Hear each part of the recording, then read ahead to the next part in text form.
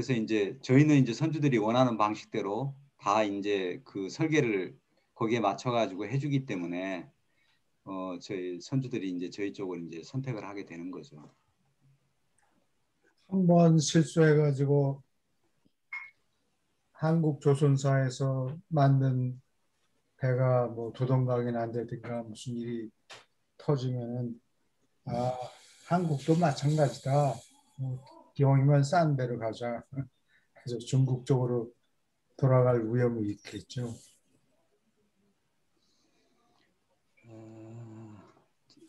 중국의 조선소들이 그동안에 제가 알기로는 뭐 어마어마한 조선소들이 많이 생겨났는데 다 무너졌어요. 음, 예, 그 워낙 거기는 이제 뭐 인해전술 같이 이제 서해안 벨트를 따라 가지고 조선소들이 너무 많이 생겼는데 음, 그 이제 일감이 없잖아요. 조선소들이. 그러니까 많이 무너진 걸로 알고 있어요. 예, 그래요. 예, 저희는 그래도 뭐 어느 정도 가장 그 최소한의 어떤 조선소로 가동할 수 있는 그런 물량은 저희가 이제 확보를 하고 있었기 때문에 저희는 유지를 할 수 있었고 그래서 한번 무너진 걸 갖다가 다시 빌드업 한다는 거는 굉장히 어려운 일이거든요. 그래서 중국에서 한 뭐 상위에 몇 개 조선사 빼놓고는 거의 가동이 좀 어려울 거예요. 네. 다시 일감이 생긴다 그래도. 아, 한번 그렇게 그 신뢰가 무너지고 일감이 떨어지기 시작하면은 다시 그 선주들이 이제 턴을 해갖고 돌아오기가 어렵죠. 예, 그렇겠죠. 그리고 선주들하고 조선사하고 관계도 사실 뭐 가격도 있지만은 올해는 어떤 신뢰 관계가 있거든요. 네. 음, 음, 사람들이 그 사람을 자꾸 예. 말 속이거든요. 보니까. 아니, 그렇죠. 그러니까 이제 그런 것 때문에 그런 이 선박이라는 게 한번 건조가 되면은 최소 20년에서 한 30년 정도는 운영을 해야 되거든요. 음, 지금 당장 이제 건조할 때 뭐 한 2, 30% 싸다 그래갖고 그게 싼 게 아니에요. 아, 2, 30년 동안 이게 이제 운영하는 걸 생각해갖고 토탈 코스트 개념에서 라이프 사이클을 봐야 되거든요, 이게. 근데 이제 그것이 이제 선주들은 이제 처음에 이제 중국에서 싼 값에 지어준다니까 그쪽으로 우르르 몰려갔다가 나중에 이제 여러 가지 문제가 생기고 하니까 결국에는 그래도 뭐 한국에서 배를 짓는 것이 훨씬 더 자신들에게 유리하겠다 싶으니까 이제 한국으로 전부 다 리턴을 하는 거죠. 그런 소리 들을 때마다 참 기쁘거든요. 예, 뭐 남이 잘못된 아니, 그런 얘기요. 그게 한국이 그렇게 철저하게 잘한다. 좋은 일이 있을 때, 또 그러다가 일본도 굉장히 물건을 잘 만들었는데 요즘은 어떻게 됐는지. 저기 산업화의 고속도로는 박정희 대통령이 놨다 그러잖아요. 정보화의 고속도로는 김대중 예. 대통령이 놨다 그러고 그러는데 이 디지털 이 경제가 한국 사람들의 빨리빨리 그 국민성하고 맞는 거예요. 예, 아니 이것이 이제 딱 합이 맞기 때문에 저희가 이제 잘 할 수밖에 없는 거죠. 아, 음, 그래요? 아, 저도 이제 외국에 뭐 오다 같은 걸 내고 외국 사람들하고 이게 비즈니스를 이렇게 하는 걸 옆에서 이렇게 보면은 한국에는 반나절이면 처리할 걸 이 사람들은 일주일, 이주에 걸리거든요. 예. 음, 그러면은 그게 뭐, 우리는 그 사람들이 하나를 처리할 때 우리는 10개를 처리할 수 있다는 얘기거든요. 예. 시간적으로 봐가지고. 우리는 성질상 그렇게 오래 느긋하게 빨리빨리 처리해야지 그게 안 되거든요. 근데 지금 경제에는 그게 지금 디지털 경제에는 그것이 딱 맞다는 거죠. 그렇죠. 음, 네, 그리고 변화 속도가 엄청나게 빠르잖아요. 근데 예. 일본은 그 변화에 적응을 못했기 때문에 2000년대 들어오면서 아날로그에서 디지털로 이 변환되는 걸 갖다가 아직까지 일본 사람들은 뭐 그, 저 주민등록 그 등본 같은 것도 자기 동 소재지에 가서 떼야 된다는 거예요. 우리는 집안에서도 다 뗄 수 있는데 이게 말이 안 되는 거죠, 사실은. 그래서 이제 가면 갈수록 일본은 뭐 우리나라하고 경쟁이 기본적으로 안 되고 제가 볼 때는 아, 음, 예 중국도 이제 그 정치적인 어떤 저런 문제 때문에 빈부격차나 이런 문제 때문에 중국도 너무 취약한 점이 많아요. 취약한 점이. 예, 그리고 뭐 미국이 또 이제 중국을 견제를 하고 있기 때문에 더구나 어렵죠. 그러니까 음, 우리한테는 굉장한 기회인 거죠. 우리가 이제 네. 그 옛날에 그 로마가 음, 기독교를 갖다가 전 세계에 전파하는데 굉장히 큰 역할을 했잖아요. 그렇죠. 예, 이스라엘이 이제 이스라엘을 통해 갖고 기독교를 전파하는데 지금은 이제 뭐 미국이 아마 저 유란시아사가 미국에서 나왔지만은 미국이 그런 큰 역할을 할 수 있지 않을까. 또 저희 국민들한테 저희한테는 하여간 미국은 굉장한 우방인 거죠. 그런 의미에서 보면은.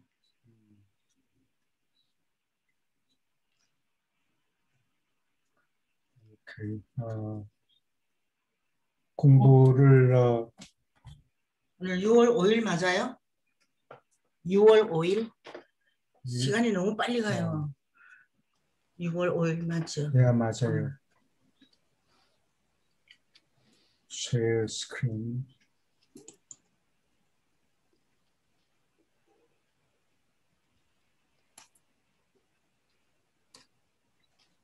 여기 화면이 보입니까? 네. 110편. 예.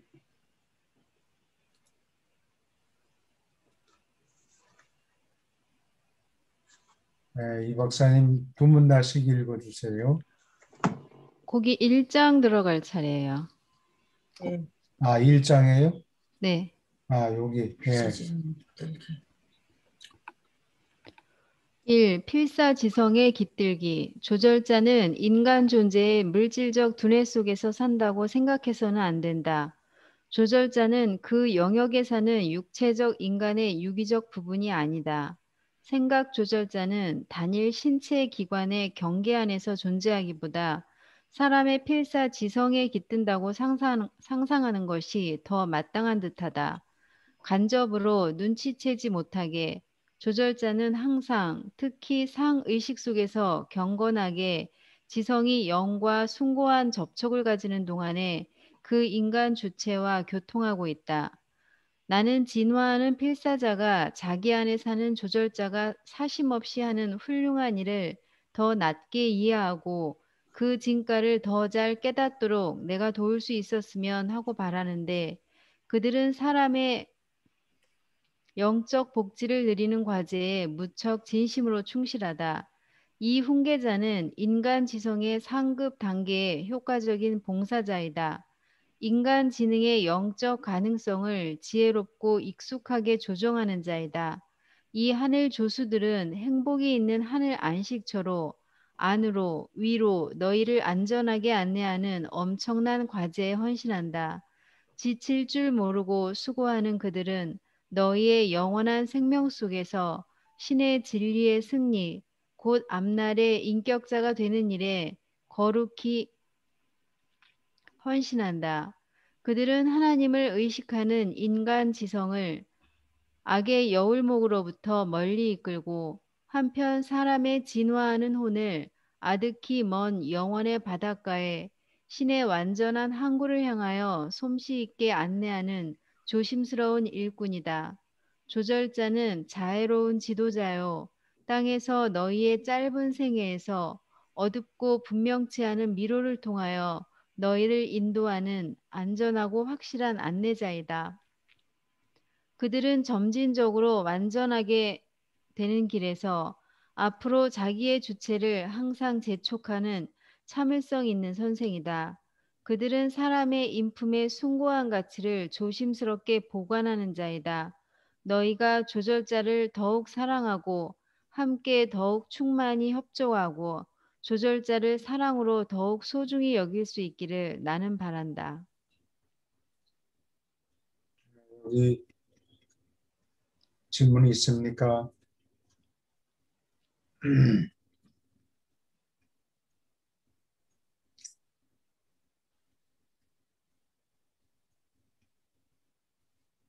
이게 사람의 뇌가 여기 컴퓨터의 그 센트럴 CPU라고 그러나요? 센트럴 프로세싱 유닛 같은 거죠. 사람의 뇌는 정보를 저장하고 또 정보를 필요할 때 정보를 브레인에서 정보가 뭘 종합해야 된다 그러면은 머릿속에서 그 정보가 있는 곳에 전부 연결을 해가지고 토탈을 낸다든가 이런 식으로 두뇌가 작용하는데 사람의 정신은 그 물질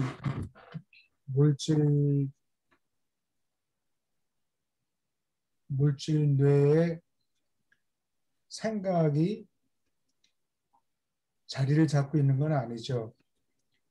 사람이 뇌는 3차원 세계에서 그 위치가 있는데 그 생각하는 작용은 그 위에 붕 떠 있는 거예요.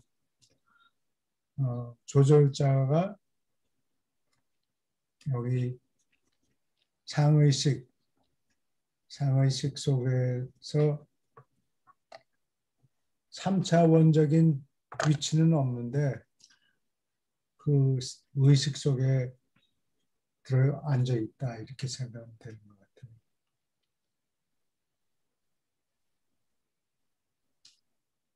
영적인 역할이죠. 그거는 우리 물질적인 몸의 역할이 아니고 그 위에. 네, 그 위에 있는데 이제 물리학자들이 착각하는 게 생각하는 작용은 계산을 못하고 우리가 물리적인 우주 안에 눈에 보이는 우주 안에만 살고 있다 이렇게 결론을 내리죠. 근데 사람의 생각은 신이 없다라고 주장할 경우에도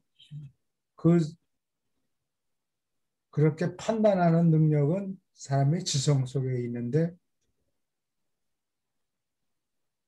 그거는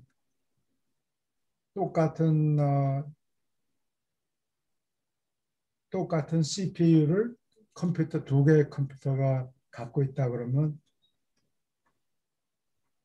그 계산시키면 계산 같은 거를 똑같은 답이 나오게 만들 거 아니에요. 근데 사람은 똑같은 물리적인 또는 육체적인 뇌를 가지고 있다 하더라도 그 위에서 생각하는 힘 또는 의식이 똑같다고 볼 수가 없어요. 그거는 물질적인 것을 초월하는 무엇이겠죠? 생각하는 그 자의식, 이 자의식이 3차원 세계에서 좌표를 만들 수가 없어요. 어디에 있느냐? 우리가 이 3차원적인 물체라고 그러면 X 액시스하고 X축하고 Y축, 그 다음에 Z축. 요거를 세기를 이용해서 3차원 세계의 위치를 나타내는데 사람의 생각하는 의식은 그 3차원 세계의 좌표가 없어요. 물리학자들이 그거를 잘 깨닫지 못하는 것 같아요. 근데 조절자가 있는 곳은 그 의식 속에서 자리를 잡고 있다. 거기서 교통하고 있다. 그런 상당히 어려운 얘기인데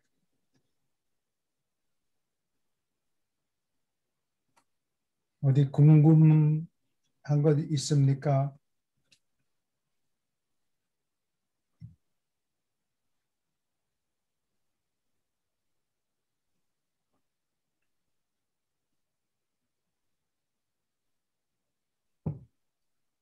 여기 여울목이라는 낱말을 혹시 아세요? 여울목은 이게 바다 같은 데가 아니고 강에 이런 게 주로 많죠. 바다 같으면 물의 양이 크니까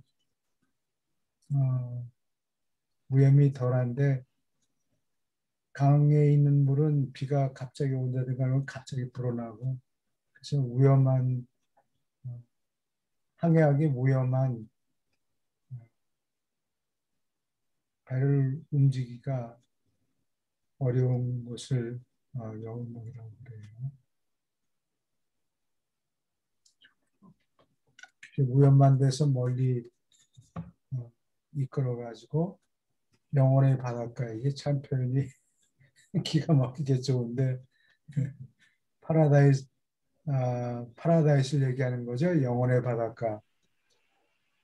영혼의 바닷가. 파라다이스를 얘기하는 거예요. 파라다이스를 향해서 안내하는 존재다. 질문 있습니까? 예, 아주 저도 이 표현이 아주 좋은 것 같아요. 시적으로 아주 예. 표현의 조절자의 역할을 잘 설명해 놓은 것 같아요. 이거 누를까요? 네. 뜻. 뜻. 여울목이 뭐라고 돼 있어요? 쇼를. 그건 저기 발음을 그대로. 여울목.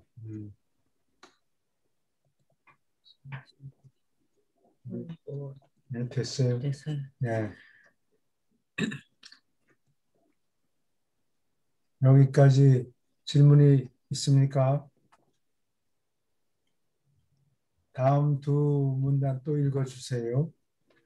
신다운 내 제자는 결코 그치지 않는 존재의 다음 단계를 위하여 너희를 영적으로 준비시키는데 주로 아랑곳하지만 또한 현세의 너희의 복지와 땅에서 너희의 진정한 성취에 깊은 관심을 가진다. 그들은 너희의 건강, 행복, 참된 번영에 이바지하기를 기뻐한다. 영원히 진보하는 너희의 미래 생명에 불리하지 않은 문제, 행성에서 진보하는 모든 문제에서 너희의 성공에 무관심하지 않다. 내가 나날이 하는 일과 내 일생의 다양한 세부가 현세의 너의 중요한 선택과 생사를 좌우하는 영적 결정에 영향을 주고 따라서 혼이 살아남고 영원히 진보하는 너의 문제를 푸는데 요인이 되는 바로 그 한도까지 조절자는 그런 일에 관심을 가지며 아랑곳한다. 순전한 현세의 복지에 관해서 수동적이지만 조절자는 너의 영원한 앞날의 모든 일에 관하여 신답게 적극성을 띈다.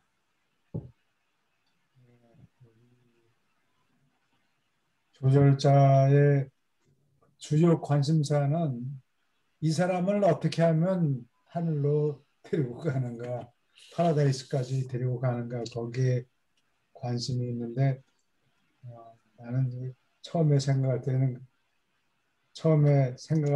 이렇게 자세히 읽어보지 않으면은 영원한 파라다이스에만 관심 있고 우리가 뭐 세상에서 뭐 돈 벌고 열심히 일하고 이러는 데는 신경 안 쓰는가 보다 이렇게 생각을 했는데 그게 아니고 관심을 가지긴 가지되 항상 영혼의 가능성을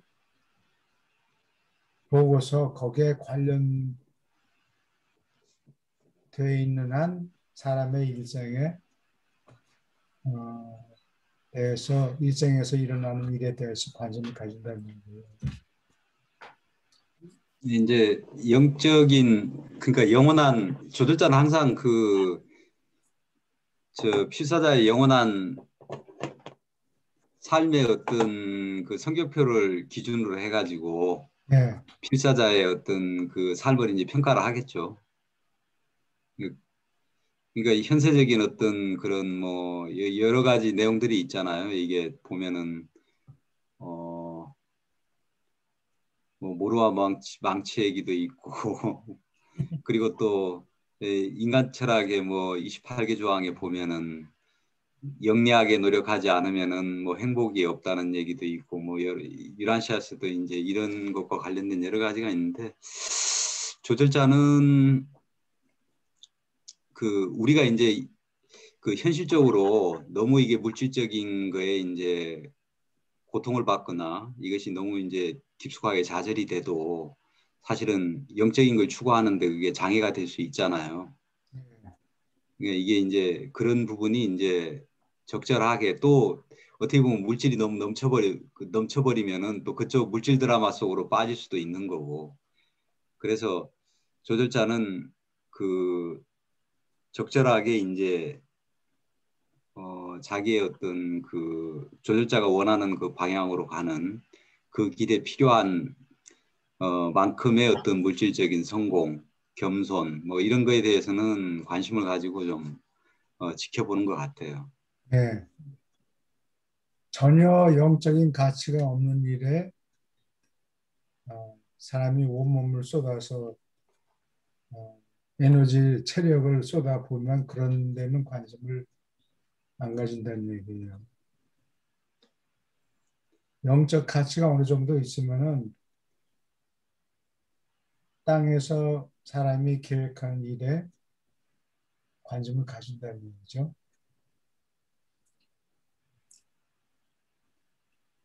그래서 여기 나오는 얘기가 현세의 복지에 관해서는 수동적이다. 영적인 가치만 있으면 따라간다. 그런 얘기예요. 전혀 영적인 가치가 없으면은 전혀 영적인 가치가 없는 활동에 치중하면은 조절자가 할 일이 별로 없겠죠. 그런 일을 막든지 브레이크를 걸어요. 브레이크를 걸어서. 그런 것 같아요. 네. 결국 이게 이제 뭐 혼의 성장에 도움이 되는 혼의 성장, 인격의 성숙에 이제 도움이 되는 일일 텐데 그거를 이제 저희들은 참 분간하기가 쉽지가 않죠. 이것이 과연 조절자와 방향이 같은 건지.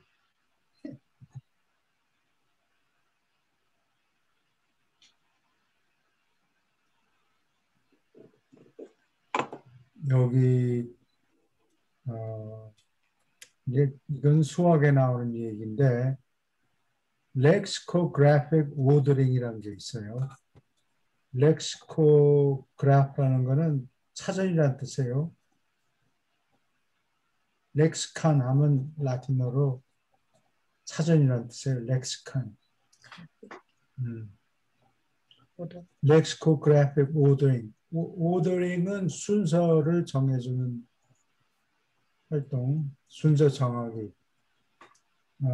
그래서 이 사전을 우리가 어떻게 순서를 정하는 거니 맨 앞 글자가 A, B 이렇게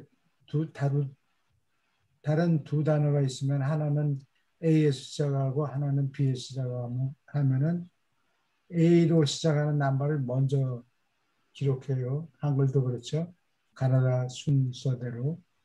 그걸 렉시코그래픽 오더링이라고 하는데 조절자가 활동하는 게 아마 그런 것 같아요. 첫째로 우선적으로 영적인 가치가 있는가. 그거를 먼저 따지고 그 다음에 영적인 예를 들어서 두 활동이 영적인 가치가 똑같이 있는데 그 다음에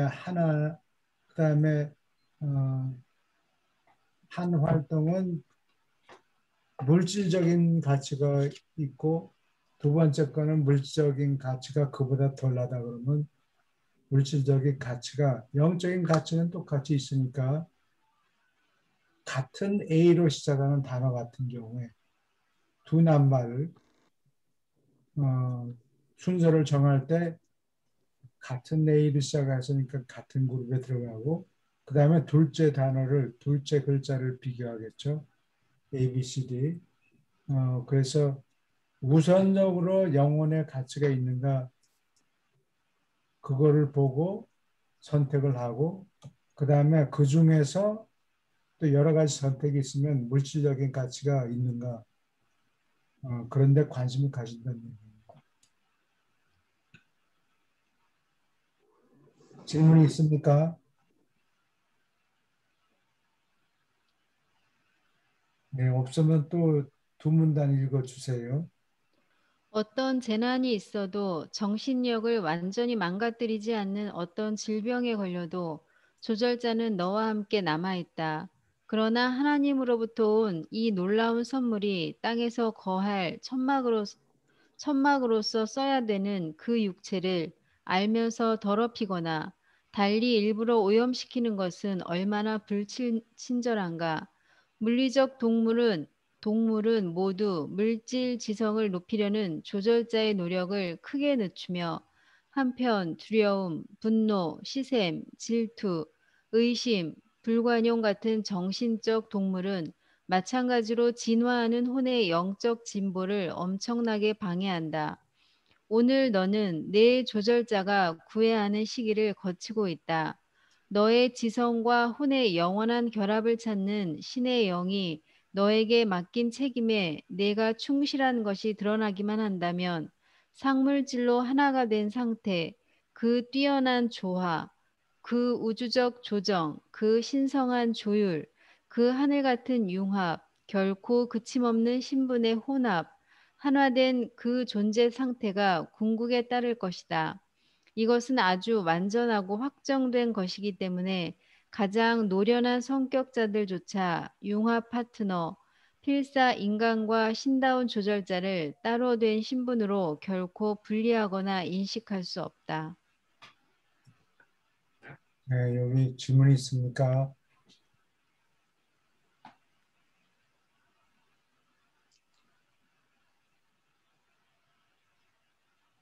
이게 자동차 사고라든가 무슨 다른 사고를 당해서 브레인 펑션, 뇌의 활동이 완전히 망가지면 조절자가 있을 자리가 없죠.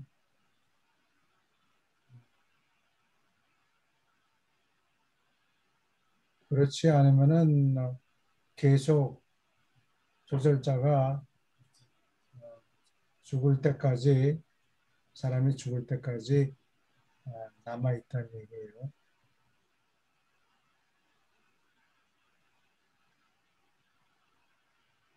그러니까 이런 조절자가 있는 자리를 오염시키지 말라. 여러 가지 이게 약점들이 여기 나열되어 있는데 분노, 시샘, 질투, 의심, 불관용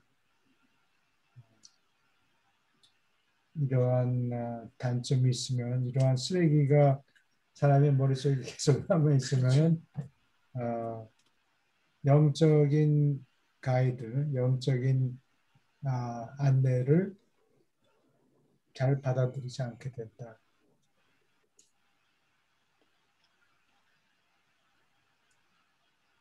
여기 질문 있습니까?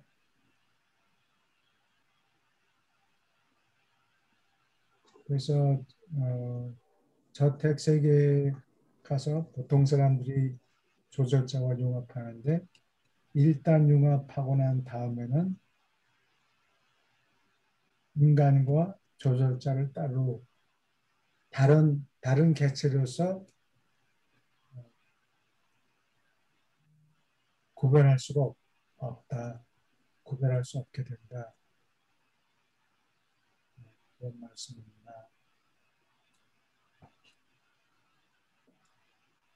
여기 질문 있습니까?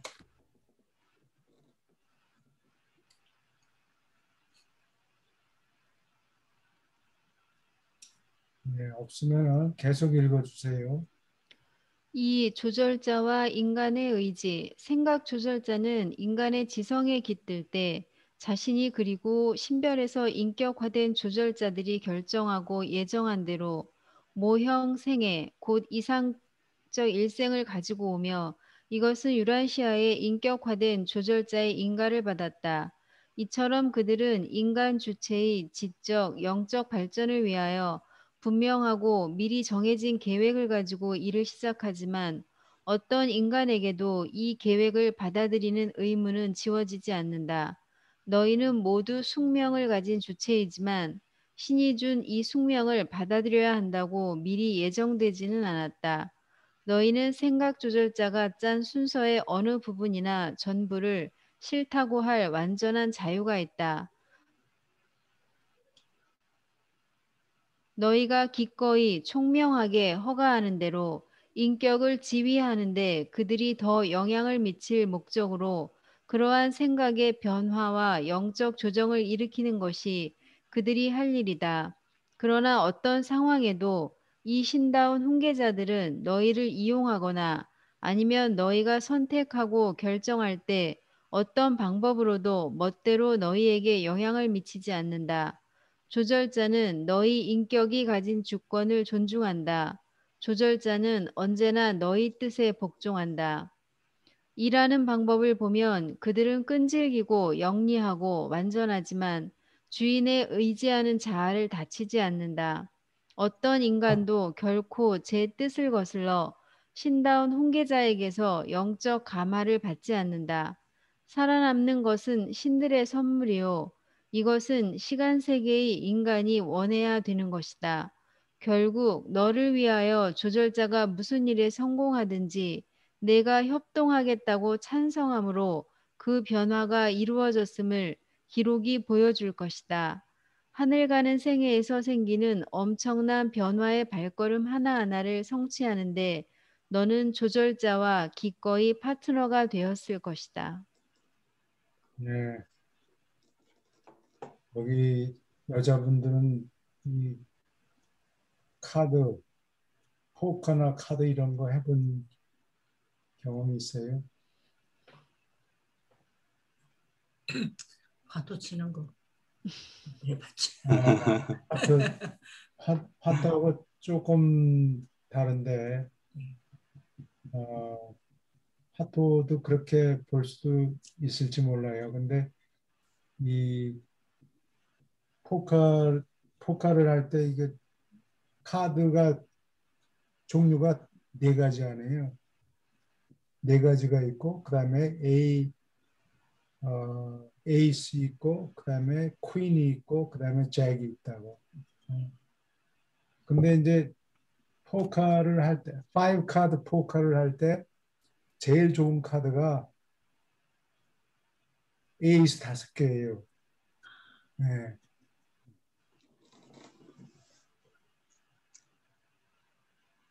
그러니까 생각 조절자들이 이제 생각 조절자가 어떤 한 사람, 한 인간한테 깃들면은 그 사람의 과거 경력이라든가 그 부모한테서 물려받은 유산이라든가 이런 걸 다 고려해 가지고 5 에이스 카드를 딱 갖다 준다. 이걸 뽑아라. 그러면은 어떤 사람은 처음서부터 no. 그러면 A를 이게 제일 좋은 카드야. 이게 제일 좋은 카드야. 이거 뽑아. 그러는데 사람이 그게 싫다. 그러면 A가 빠진다고. 첫 번 카드 A가 빠지고 그래? 그러면 A가 아니고 너는 뭘 골랐냐? 그러면 B를 골랐다든지 C를 골랐다든지 첫 번부터 길을 잘못 들어가지고 대부분의 경우에 그러겠죠. 에이스 카드를 뽑지 않고 뭐 B나 C를 카드를 고른다고. 그러면 당장 그 조절자가 첫 번 카드가 B였어? 오케이. 그 다음에 나머지는 또 둘째 카드를 여러 가지가 있는데 그 중에서 A를 또 꺼내 놓는다고. 둘째 카드가 B, C, 둘째 카드가 A는 이미 정해졌고 네가 이쪽 방향으로 길을 들었었으니까 그거는 정해졌고 그 다음 단계에 네가 A를 고르냐 B를 고르냐 C를 고르냐 이렇게 해서 쭉 순서가 있는데 그중에서 에이스를 다시 또 내놓는다고 두 번째 에이스를 내놓는다고 그러면 그걸 택하면 좋지 그러면 세 번째 카드를 또 가고 세 번째 카드에 A를 안 골랐어? 그럼 뭐 B를 골랐냐, 뭐 C를 골랐냐, 아니면 뭐 1, 2, 3, 4, 뭐 1 다음에 뭐 2, 3, 뭐 이렇게 여러 카드가 많은데 그 중에 하나를 고른다고. 그러면 그 다음에 세 번째 카드로 또 넘어가고. 항상 이 조절자가 그때그때마다 이 프로그램을 바꾸는 거예요. 항상 제일 좋은 카드, 제일 먼저 내는 카드가 제일 좋은 카드인데 5에이스를 고르는 사람은 거의 없다는 얘기죠.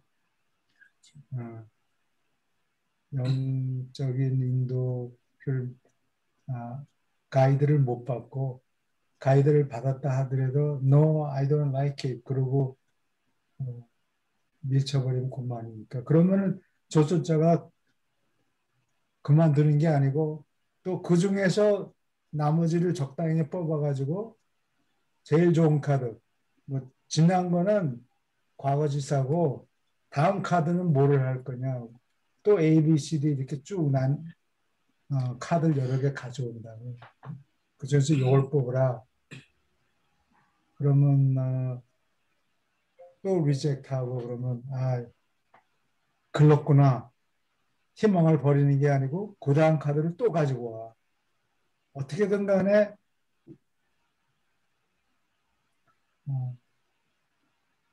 파라다이스까지 갈 수 있는 길이 한 가지가 아니거든. 물론 5에이스를 고르면 제일 좋죠. 근데 그게 안 되고 보통 사람 경우에 C를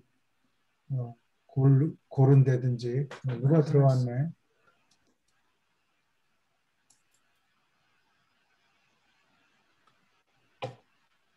그래서 이 이 포카에서 쓰는 것도 아까 얘기한 렉시코그래픽 오더링 포카에 누가 돈을 따먹는가 누가 이기는가 하는 거는 렉시코그래픽 오더링을 따라서 우선순위를 정하죠. 어느 카드가 제일 높은가 높은 카드가 낮은 카드한테 이기는 거 아니에요.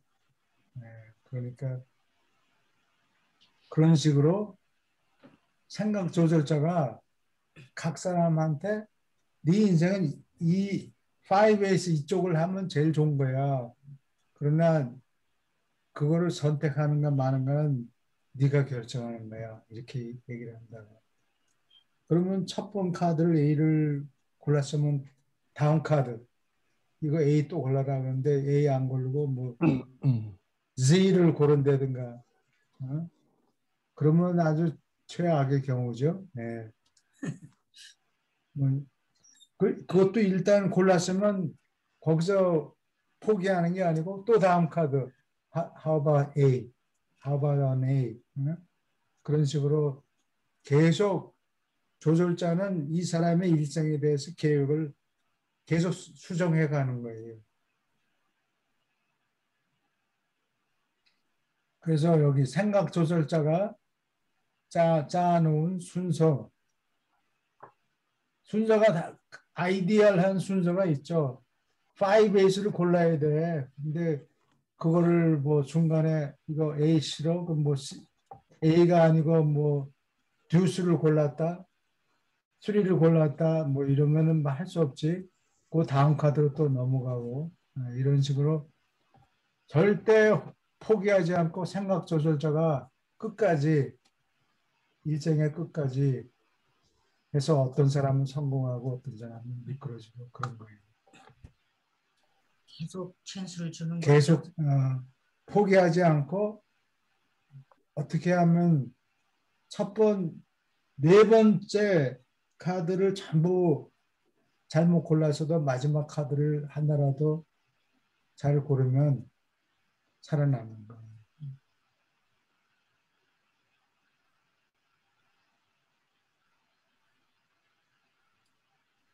그 5개 중에 하나라도 A를 택하면 살아남는다는 얘기예요. 네, 그래요. 아니, 근데 그 인간의 불행은 조절자하고 이렇게 소통이 잘 안 되니까 네. 이것이 이제 조절자가 가지고 온 숙명의 카드인지 아닌지 그걸 갖다가 이제 알 수가 없는 데 있는 거 아니에요. 그러니까 이제 이것이 이제 늘 깨어 있어야 되는데 저는 이제 제 생각에는 그것이 이제 그 조절자가 준비해갖고 온 숙명의 카드인지 아닌지는 자기가 어떤 일을 할 때 그 자기만의 어떤 그 느낌이 있거든요. 근데 그 느낌이 저는 이 조절자가 주는 느낌이라고 저는 개인적으로 생각을 하는데 대부분 우리가 이제 인간들이 그런 시그널을 갖다가 무시를 해버리죠. 좀 조절자가 선택한 길이면은 이것이 좀 어떻게 보면 내면적으로 편안한 느낌이 들 텐데 그게 어, 아니라 좀 불안한 느낌이 드는 그런 경우들이 있거든요. 대부분. 근데 그런 경우는 역시 뭔가 일을 하면은 결과가 안 좋아요. 네, 결과가 안 좋은데 그 참 그걸 우리가 알아차리기가 참 어렵죠. 현실 생활에서. 왜냐하면 현실적인 어떤 욕구가 있다 보니까 인간이 그렇죠. 예, 조절자의 어떤 이걸 갖다가 우리가 거부하는 것이 결국에는 자신의 욕구 때문에 그렇잖아요. 자기 이제 욕구가 우선하다 보니까 그 자기의 어떤 욕구에도 불구하고 자기의 어떤 이해관계에도 불구하고 이것이 그 자기 내면의 어떤 평안을 주는가? 어, 이런 어떤 그게 저는 이제 조절자의 어떤 그 저 반영이라고 생각을 하는데 그렇게 선택을 해야 되는데 우리가 흔히 이제 안정이 안 돼 있으면은 그런 선택을 할 수가 없죠.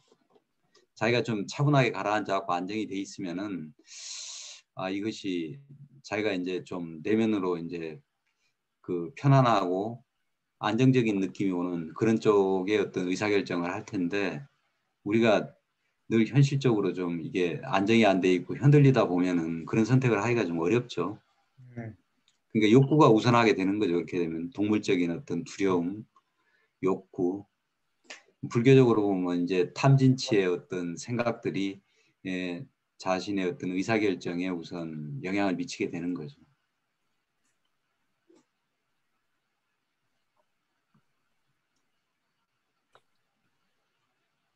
전 그, 선생님 안녕하세요. 지금 좀, 예, 예, 안녕하세요. 네. 예, 예, 안녕하세요. 안녕하십니까.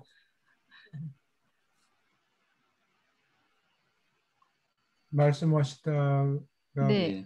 예. 예, 방금 전에 전 선생님 말씀하신 게 약간 양심 같은 거랑도 관련 있다고. 예, 예, 그렇겠죠. 예, 결국 예. 그 양심도 어떤 부분에 있어 가지고는 우리가 뭐 양심상 아 이거는 아닌 것 같다 하는 그런 느낌들이 있잖아요. 근데 그게 이제 굉장히 그 예민한 부분이기 때문에 그냥 간과하고 넘어가기가 쉽죠. 그냥 그좀 마음이 좀 불편한 느낌이 그 있을 거란 말이죠. 무슨 일을 할 때. 그러면 그건 아닌데 근데 이제 자기의 어떤 제가 볼 때는 이게 이제 사람은 이제 습관의 동물이다 보니까 자기가 어떤 식의 의사결정을 이제 반복을 하다 보면은 그냥 그런 시그널이 오더라도 그냥 자기의 어떤 습관대로 그냥 이렇게 행동을 해버리거든요. 말이나 뭐 생각이나 행동이나 뭐 이런 걸 갖다가 습관대로 하기가 쉽거든요. 그래서 그것이 그 깨어 있어야 된다는 거, 그리고 깨어 있어야 된다는 게 아마 그런 게 아닌가. 그게 이제 조절자의 음성, 조절자의 생각에 내가 예민하게 좀 늘 좀 깨어 있어야 되는 게 아닌가. 그렇지 않으면 버릇대로 가버리죠. 그렇죠. 습관대로 가는 거죠. 뭐 삶이라는 게 변화가 없는 거죠. 그래서 기도가 참 중요하다는 생각이 들어요. 예, 기도할 때 아침에 일어나서는 하나님 오늘도 아버지 뜻대로 살게 인도해 주십시오 하는 기도. 예. 그 기도가 상당히 영향을 주는 것 같아요. 그 기독교 뭐 천주교의 뭐 묵상, 기도 뭐 이런 것, 또 불교적으로 말하면은 이제 팔정도를 이제 그 실천하는 삶, 그리고 뭐 육바라밀이라고 이제 뭐 그런 것들을 이제 실천하는 삶. 그래서 그 어떤 그런 좀 의식적인 노력, 그것이 결국에는 이제 조절자가 가져온 어떤 여기서 말하면 이제 숙명 조절자의 뜻에 내가 이제 아버지의 뜻에 귀를 기울이는 그런 자세가 아닌가 싶어요. 근데 이게 참 어렵죠. 어려워요.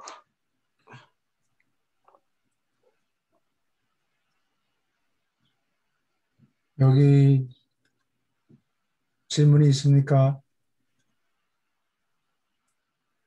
네, 계속 읽어주세요. 조절자는 너희의 생각 그 자체를 통제하려는 것이 아니라 생각을 영적으로 변화시키려고 영원하게 만들려고 한다. 천사도 조절자도 인간의 생각에 영향을 주는데 직접 몰두하지 않는다. 사람의 생각은 너희가 독점하는 인격자의 특권이다. 조절자는 너희의 생각하는 과정을 개선하고 고치고 조절하고 조정하는 일에 헌신한다. 그러나 특히 구체적으로 너희 생애의 영적 사본, 즉 살아남는 목적을 위하여 너희의 참된 승진하는 자아의 상물질 성적표를 좋게 만드는 일에 헌신한다. 조절자는 인간 지성의 상급 수준의 분야에서 일하며 필사자의 지능에서 생기는 모든 개념의 상물질 복사판을 만들려고 끊임없이 애쓴다. 따라서 인간의 지성 회로에 부딪히고 그 안에 집중하는 두 가지 실체가 있다.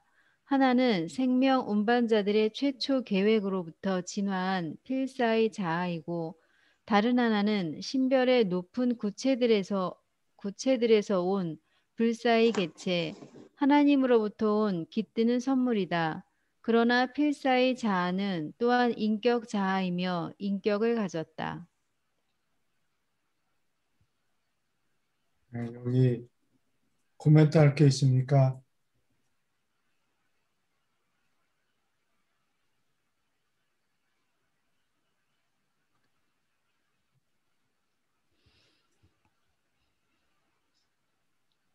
여기 영적 사본이라는 것이 이게 성적표 아니에요. 영적 우리가 처음에 학교 다니면 학기 끝나면은 성적표를 부모님한테 보내는데 그와 마찬가지로 사람의 일생을 전부 요약해 놓은 영적 성적표가 있어요.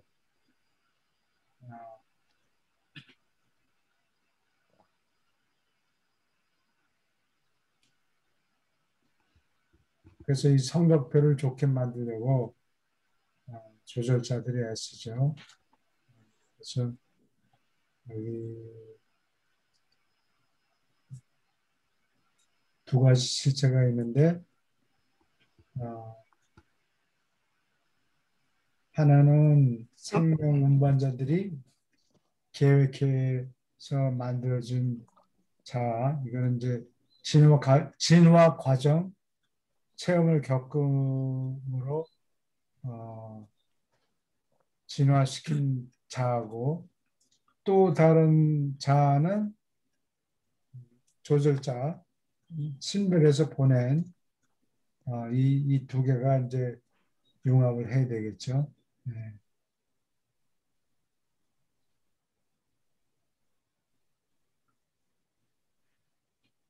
신별에서 온 것은 인격이 없고 인격은 땅에서 개발시킨 체험을 통해서 개발시킨 자죠. 요 부분이 인격을 가졌다.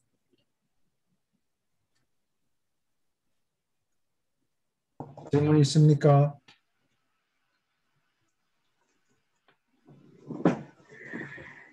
네, 없지만은 계속 또 읽어주세요.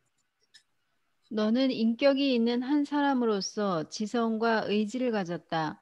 조절자는 하나의 선인격 생물로서 선지성과 선의지를 가졌다. 내가 눈을 마주하고 보듯 조절자의 지성에 내가 완전히 순응하면 너희의 두 지성은 하나가 되고 너는 조절자의 지성으로 보강된다. 나중에 이 세 지성, 즉 통합된 지성이 내리는 결정을 너의 의지가 하라고 시키고 이를 집행하면 그 조절자의 선인격 의지는 너의 결정을 통해서 인격 표현을 달성한다. 그 특별한 계획이 관계되어 있는 한 너와 그 조절자는 하나이다. 너의 지성은 신성과 발걸음을 맞추었고 그 조절자의 뜻은 인격 표현을 달성하였다. 이 신분이 실현되는 범위까지 너는 상물질 서열의 존재에 정신적으로 가까이 가고 있다. 상물질 지성은 다양하게 물질 성품과 영적 성품을 가진 협동하는 지성들의 내용과 총합을 가리키는 표현이다. 따라서 상물질 지능은 지역 우주에서 한 뜻에 지배되는 이중 지성을 의미한다. 필사자의 경우에 이것은 인간의 기원을 가진 의지요. 사람이 인간 지성을 하나님의 생각하심과 일체로 만듦으로 그 의지는 신답게 되고 있다. 여기 질문 있으니까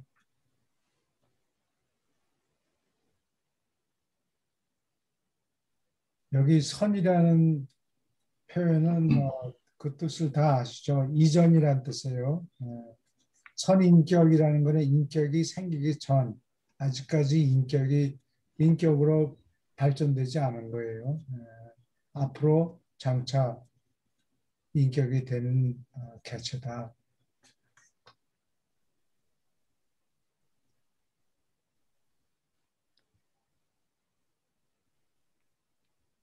여기 질문이 있습니까?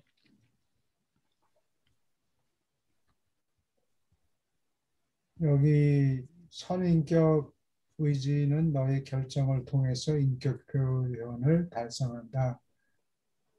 이 조절자가 인생에서 사람이 살아가는 방법은 이 바둑 두는 것과 같은데 어떤 면에서 바둑보다 훨씬 더 복잡해요. 바둑은 야 너도 잘해야 그럼 어디다 둘까? 그러면은 조절자가 지금 이거 다 아다리 받았으니까 이거를 여기다 이어라. 이렇게 각 수마다 훈수를 두는 게 아니에요. 이거 바둑하고 비교하면 비교가 좀 서툴긴 하지만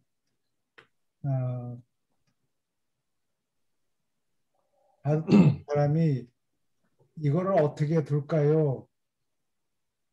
하고 조절자한테 물어보는 게 아니라고. 여기다가 둘라고 그러는데 어떻게 생각하느냐. 그럼 조절자가 뭐 그것도 괜찮은 수야. 오케이를 하면은 거길 따라가겠죠. 어떤 때는 무시하고 너 그거는 좋지 않겠다라고 대답을 해도 그냥 밀고 나가면은 조절자의 안내가 무시당하는 거죠. 그런 경우도 굉장히 많고 그래서 조절자가 훈수를 두긴 두는데 매 수마다 여기다 둬라 이렇게 훈수하는 게 아니에요. 바둑 두는 사람이 여기저기 이 5가지 수 중에서 이거를 하는 게 어떻게 이렇게 했으면 좋겠다라고 그러면 야 그거 괜찮은 수야 이렇게 가이드를 하는 거지 일방적으로 여기다 둬 저기다 둬 이렇게 하지는 않아요.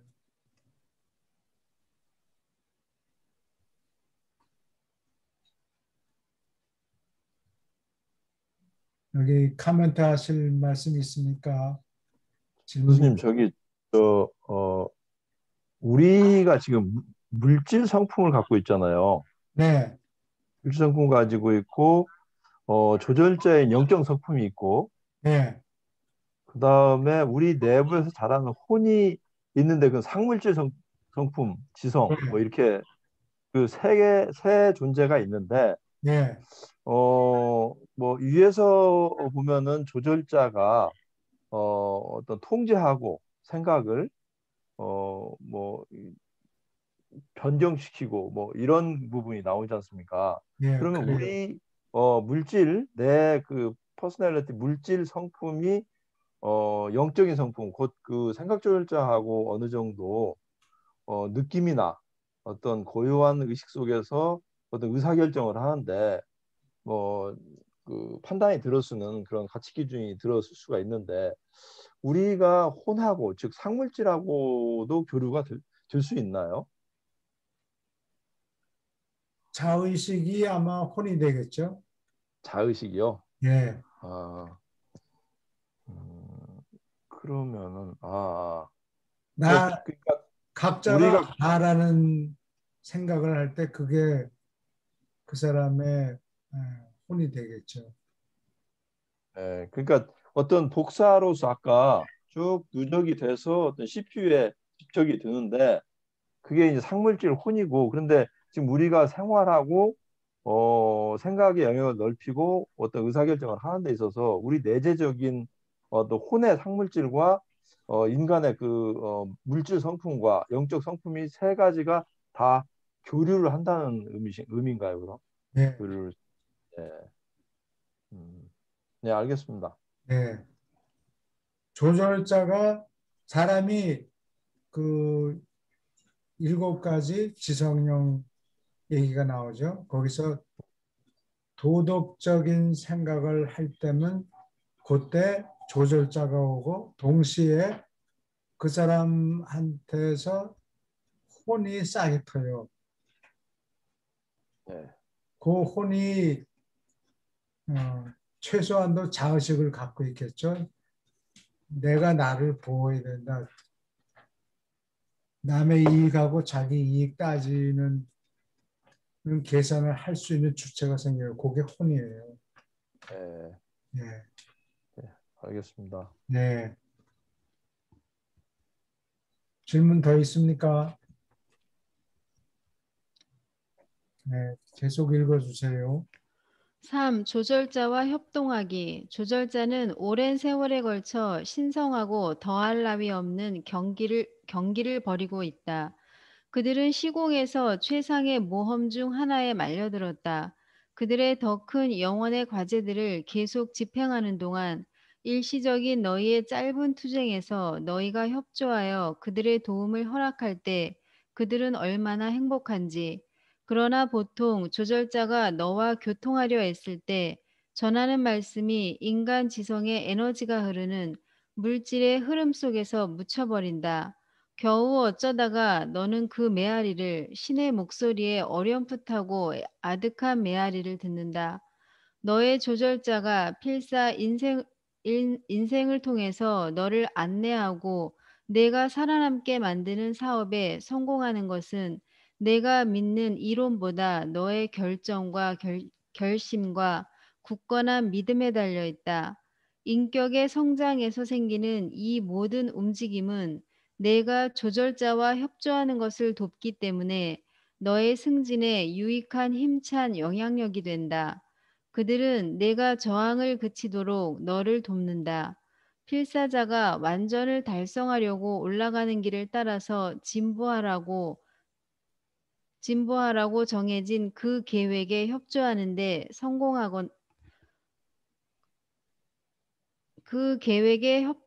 성공하거나 실패하는 한까지 생각 조절자는 지상의 사업에 성공하거나 겉보기에 실패한다.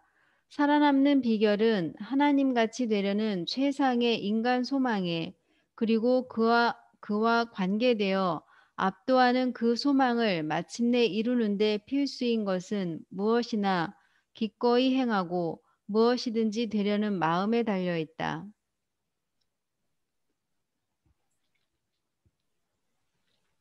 여기 궁금한 거 있습니까?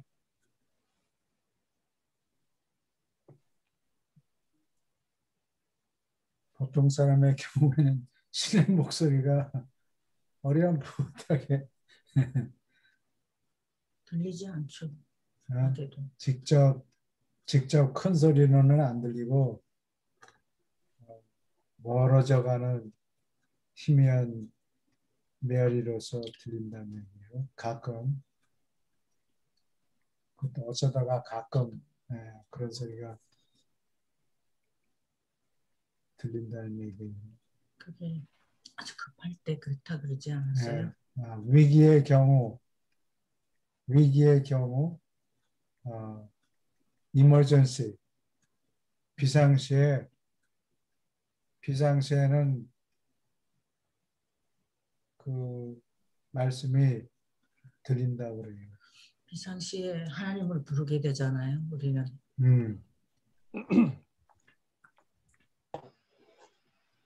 그래서 이 조절자가 신이 우리 마음속에 거한다. 우리 지성소에 거한다. 이런 개념은 신약에 없어요. 사복음에 없다고. 도마복음에만 있고. 그래서 신약이 어떤 면에서는 좀 부족한데 그렇다고 카톨릭의 그 교황청에서 도마복음을 집어넣자 신약에 새로 집어넣자 이런 얘기는 없어요. 그럴 것 같지도 않고. 아니, 저도 좀 궁금한 게 네, 이게 사실은 그것이 조절자가 어떻게 보면 핵심이잖아요. 네.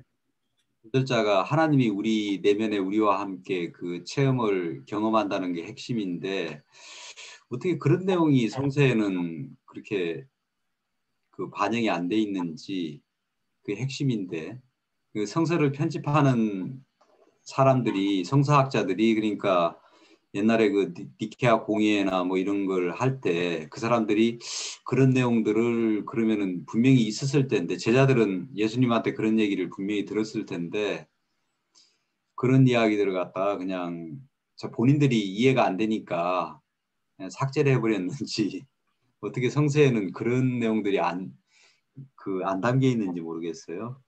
그게 참 좋은 질문 하시는데, 예. 물론, 이러한 입장을, 지지할 만한 과학적인 증거, 기록적인, 역사적인 기록은 없어요. 근데, 초기에 열두 사도가, 서로 다툼이 생겨가지고 이론적으로 나다니엘하고 토마스가 아마 그랬을 거예요. 그래서 예루살렘 교회는 사도들 6명이 남았어요. 나머지는 다 알페오들은 다 돌아가 버리고 직업으로. 나다니엘하고 토마스도 거기에 이론적인 문제가 있어가지고 다투고 떨어져 나갔고 예루살렘에 있는 교회는 베드로 그다음에 요한 안드레도 따라갔고 야고보는 이미 42년인가 44년에 순교당했고 그래서 몇 명이 안 남아서 몇 명이 안 남았는데 한 6명이 예루살렘 교회에 남아 있다가 70년에 서기 70년에 타이터스 장군이 예루살렘을 포위해가지고 다 때려 부셨죠. 그 다음에 신자들이 다 흩어져가지고 그거 망하기 전에 예수님이 흩어지라고 빨리 이런 로마 사람들이 예루살렘을 포위하면은 미련 버리지 말고 다 버리고 다 흩어지라 이렇게 지시를 하셨으니까 그대로 흩어져가지고 주류는 로마에 몰렸어요. 로마에서 거기가 제일 큰 도시니까 그래서 사도 바울하고 베드로가 거기서 전도를 했죠. 그러한 기록은 둘 다 서기 67년에 죽었는데 지금 무슨 얘기하다가 다른 길로 빠졌나? 저기 조절자에 관련된 내용이 안 네. 나와 있다는 그거 맞습니다.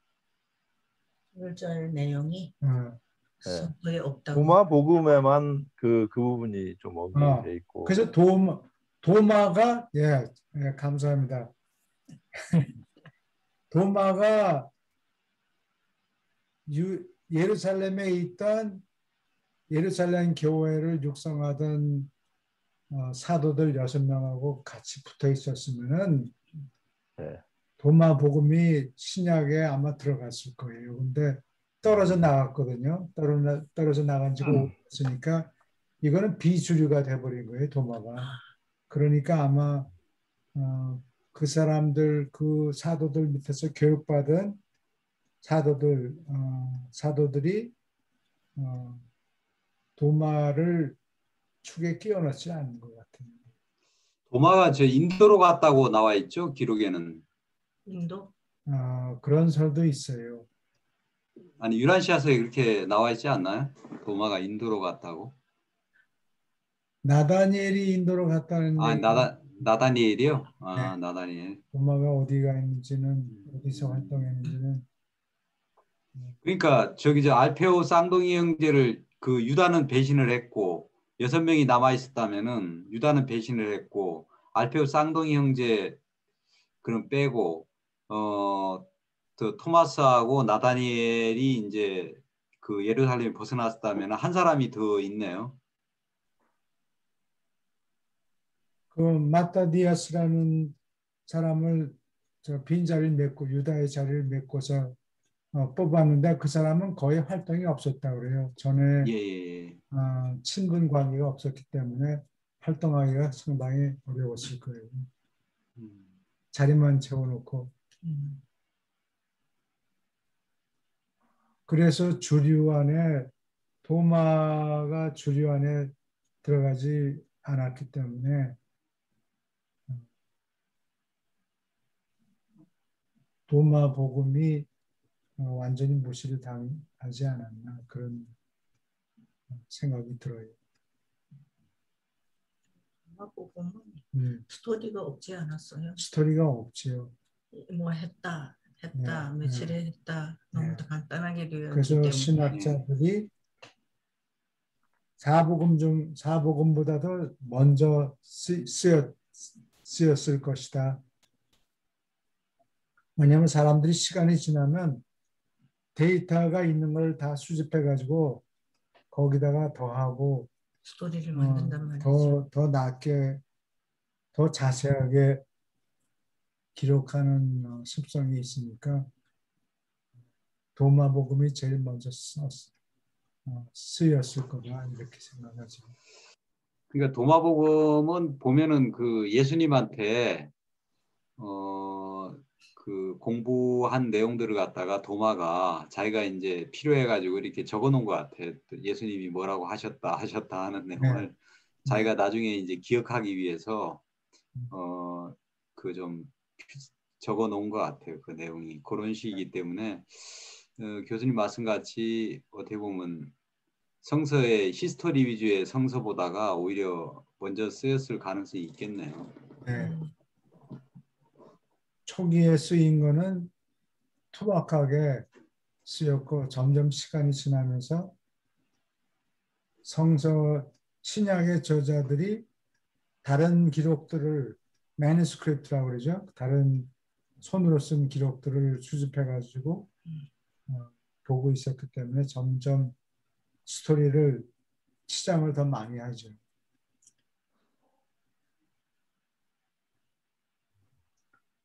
여기 이론이 중요하지 않다 그런 얘기는 아니지만 내가 믿는 이론보다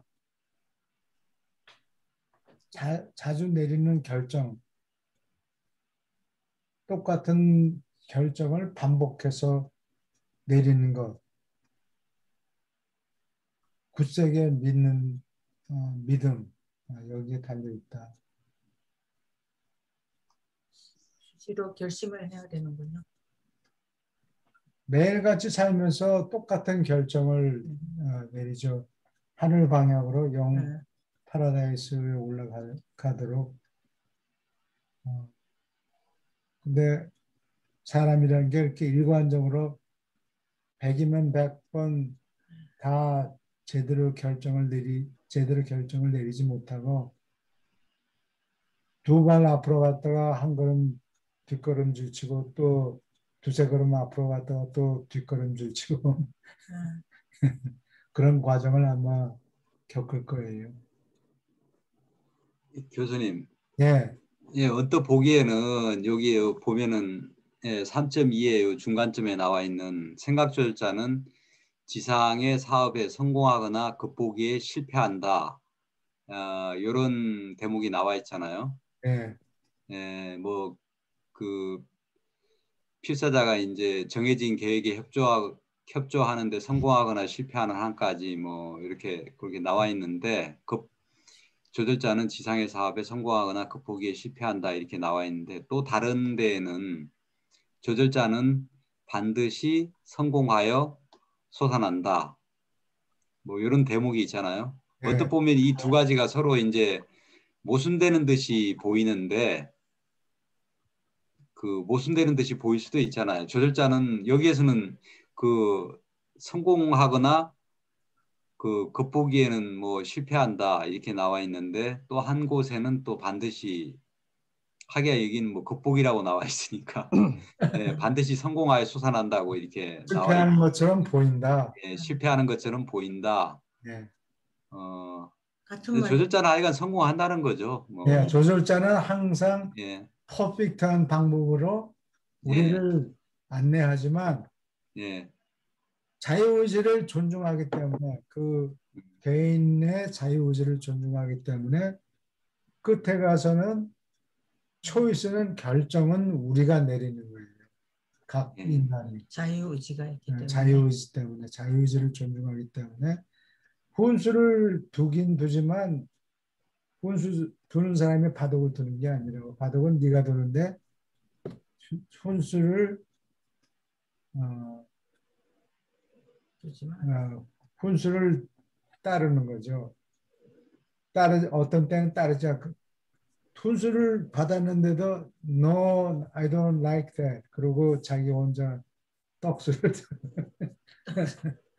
떡수를 주면 그것도 한두 번이 아니고 끝까지 죽을 때까지 떡수를 주면 이제 그 사람은 가망성이 없죠.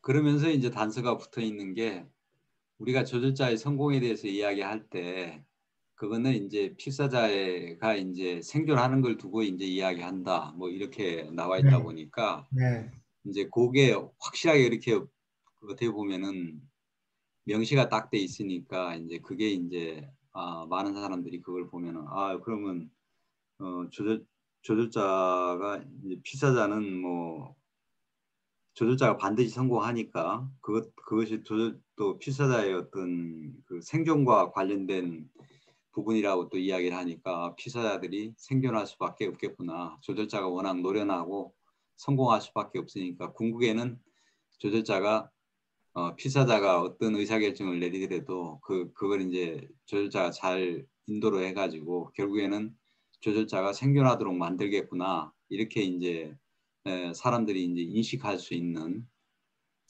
그런 부분이 될 수가 있죠. 네, 지금 방금 전에 전재영 씨가 얘기한 부분에서 저는 조금 그 혼란이 오더라고요. 왜냐면은 필사자 A라는 필사자 속에서 조절자가 들어왔는데 그 필사자는 A라는 필사자는 죽든지 살든지 그것은 그 문제고 조절자만은 계속 살아나간다. 그러니까 그러니까 죽은 필사자 A라는 필사자, B라는 필사자, C라는 필사자들이 죽어도 그 경험만 쓴다고 그랬잖아요. 사용을 한다고 네, 그랬잖아요. 네, 그런 얘기가 있고 그래서 여기에 대해서 저는 좀 그런 생각이 일부 들었어요. 조절자는 뭐 항상 성공을 하고 그 살아남는데 인간은 그 별도의 문제가 아닌가 그런 생각도 일부 들거든요.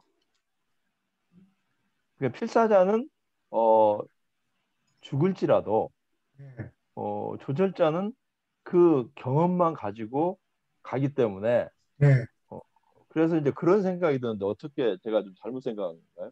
아니 잘 보셨어요. 그러니까 예를 들면은 유란시아서 어느 다른 곳에 보면은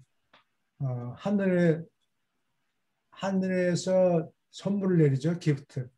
그래서 그런 선물 받은 사람을 기프티드 퍼슨이라고 그러는데 하늘에서 준 재주를 가진 사람, 기프티드 퍼슨이라고 그러지. 네. 그래서 예를 들면은 쉬운 예를 들면은 그 음악에 재주가 있다. 그러면 그 음악 작곡하는 재주 이런 거는 천부적인 재주를 가지고 있는 경우가 많아요. 그러니까 베토벤 같은 사람은 그 전에 다른 초우주나 다른 행성에서 음악 재주를 가지고 있는 사람이 있었는데 그 사람을 잘 코치해가지고 살아나게 만들려고 조절자가 애를 썼는데 미끄러진 거라.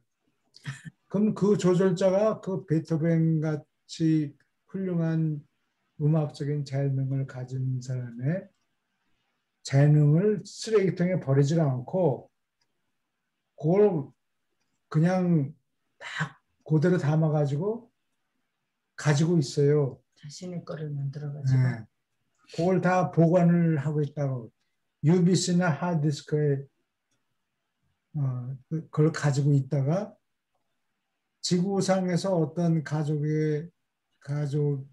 가정에서 태어나는 아이한테 깃들게 되면 그 조절자가 전에 다른 행성에서 깃들었던 사람에게 깃들었던 조절자가 가지고 있던 그 체험적인 능력이라든가 이런 거를 그대로 다음 사람한테 물려주는 거예요.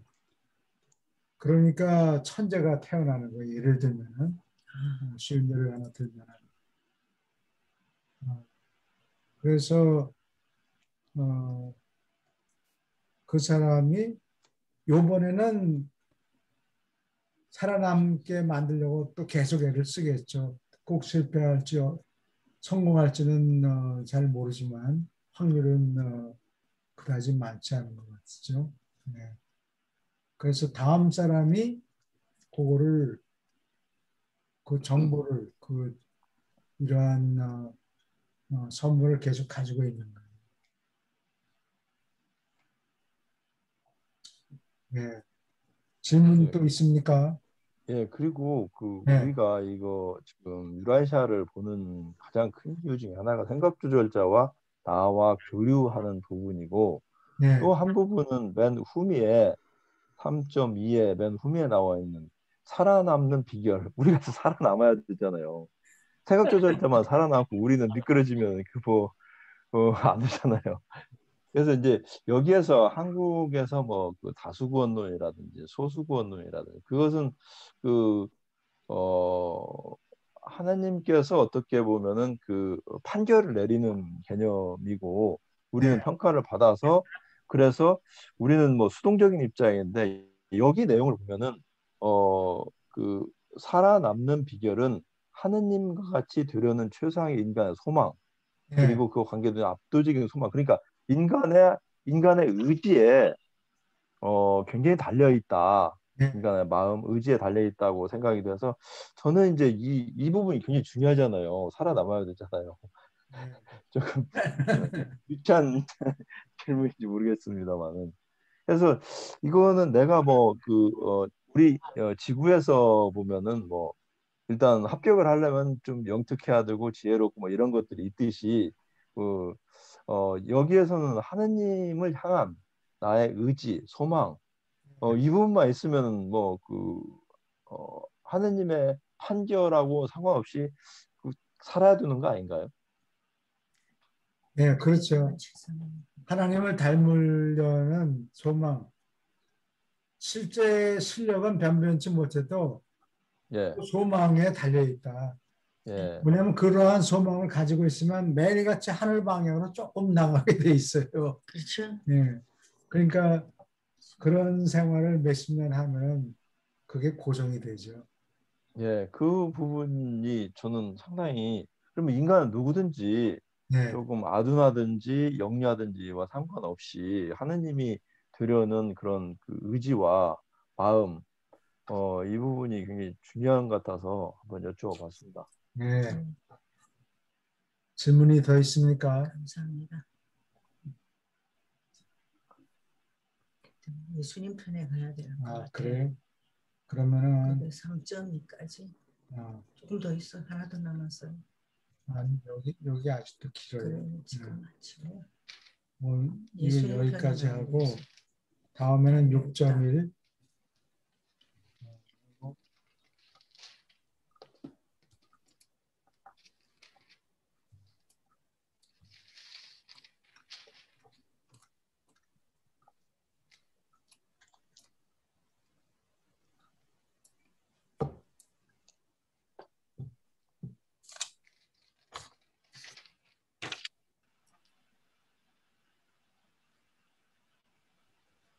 예수님 편은 어디 할지인가? 예수님 편 여기 적어놓지 않고 클릭해야 되는 그 메시지만 적었어요. 이주영 선생님. 겟세마네에서 여기인 것 같은데. 아, 잠깐만요.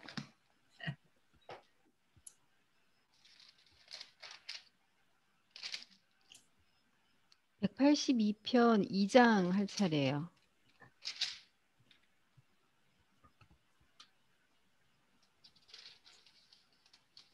이 장.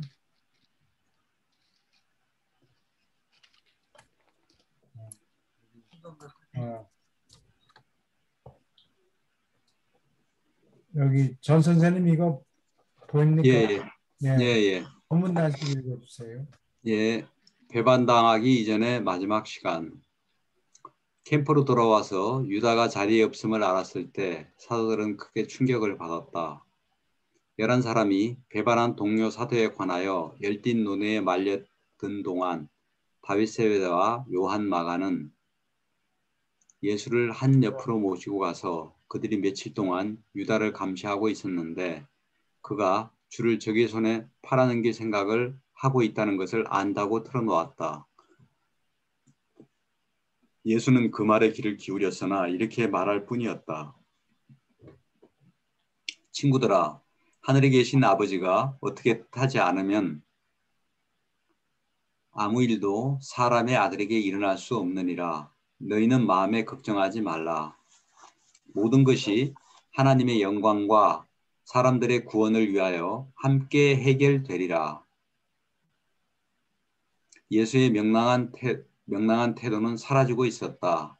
시간이 지나자 그는 점점 더 심각해졌고 슬퍼지기까지 했다.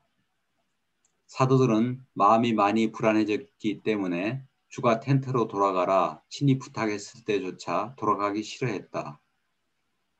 다윗과 요한과 이야기를 마치고 돌아오면서 그는 모두 11사도에게 마지막으로 말했다.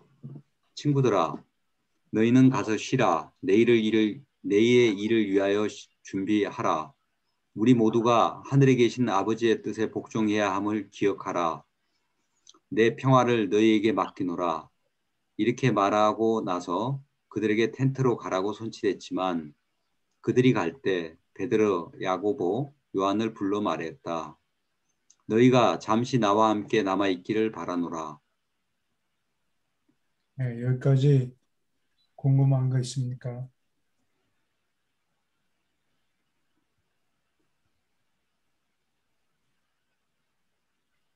여기 베드로, 요한, 야고보는 시중 예수님이 시종을 들었어. 시중을 들을 때 부르는 사람이죠. 항상 따라다녔잖아요. 항상.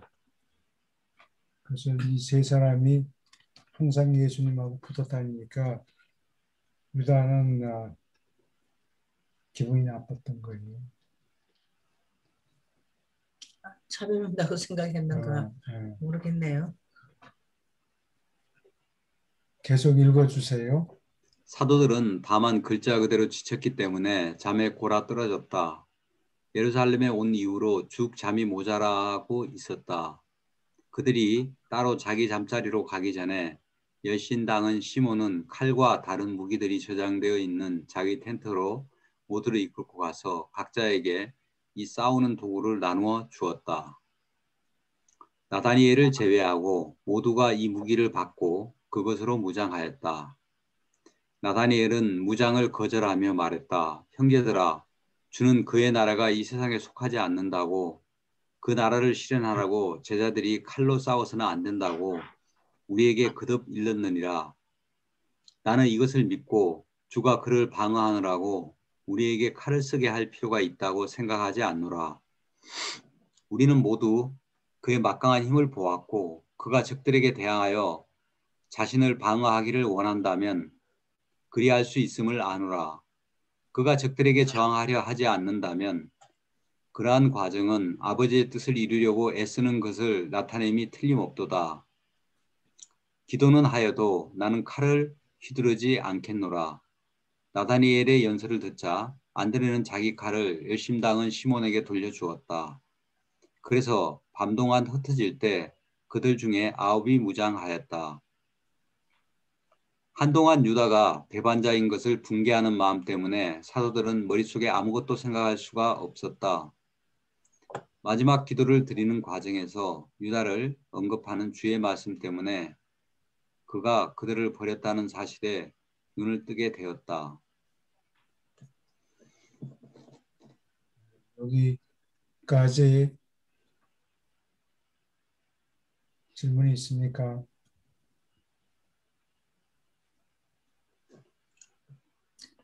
나다니엘은 예수님이 의도를 정확하게 파악했네요. 네, 그래요.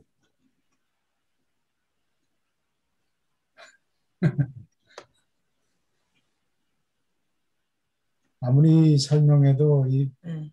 예수님 말씀이 머리에 박히질 않는 거예요. 네.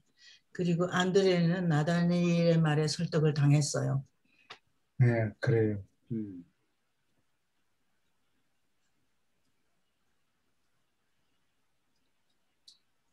네, 계속 읽어주세요. 예, 8사도가 마침내 자기 텐트로 돌아간 뒤에 베드로, 야고보, 요한이 주의 지시를 받으려고 옆에 서 있는 동안 예수는 다윗세베들을 소리쳐 불렀다. 가장 빠르고 믿을 만한 사자를 내게 보내라.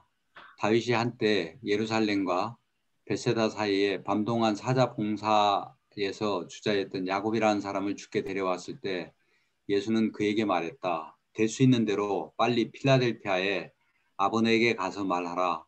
주가 너에게 평화의 문안을 보내며 그가 자기 적들의 손에 넘겨질 때가 왔다. 저희가 그를 죽게 하겠으나 그가 죽은 자 가운데서 살아나고 아버지께로 가기 전에 너에게 얼마 안 있어 나타날 것이요. 그때 새 선생이 언제 너희 마음속에 살려고 오는가 너에게 지침을 주리라. 그리고 마음에 들게 야곱이 이 전하는 말을 연습했을 때 예수는 그를 떠나보내며 말했다. 어떤 사람이 너에게 무엇을 할까 두려워 말지니 야곱아 오늘 밤 보이지 않는 사자가 내 옆에서 달리리라. 그리고 나서 그들과 함께 야영하던 그리스 방문자들의 우두머리를 향하여 말했다. 내 형제여 내가 너에게 미리 경고하였은즉 바야흐로 일어나려 하는 사건에 마음이 흔들리지 말라. 사람의 아들이 적들 유대인의 주사제와 권력자들의 선동으로 죽음을 당하리라. 그러나 아버지께로 가기 전에 내가 살아나서 잠시 동안 너희와 함께 있으리라. 이 모든 것이 일어남을 내가 보고 나서 하나님께 영광을 돌리고 내 형제들에게 힘을 주라. 여기까지 질문이 있습니까? 예수님이 음, 필라델피아에 야곱을 보냈다 그랬잖아요. 때가 왔다고 음. 전하라고 했는데 왜 그렇게 했을까요? 필라델피아에 있는 사람들을 이쪽으로 불러오려고 그랬는 네, 건가요? 거기 아브너가 예. 있고 여기 필라델피아라는 게 예수님 당시부터 6세기 말까지 600년경까지는 필라델피아라고 불렀는데 그 다음에 622년에 그 헤지라라고 했죠. 헤지라.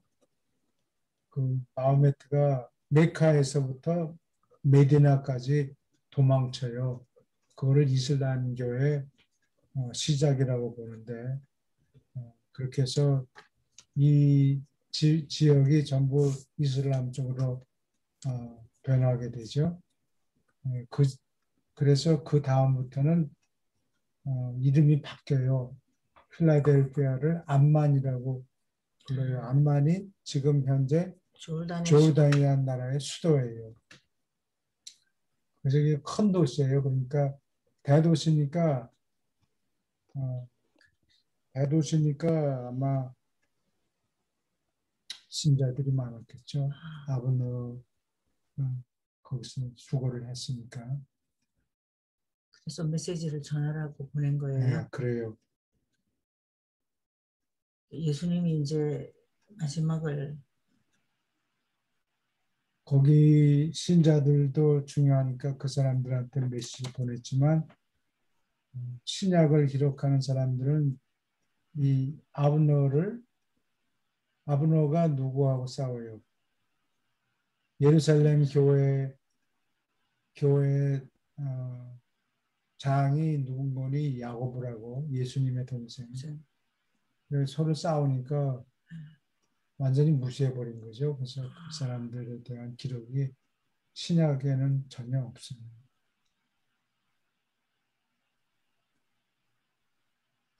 그곳에는 죽었다고 살아난 나사로도 가 있고 그 누이 네. 마리아도 그거에 나중에 갔잖아요. 거기를 가죠. 네.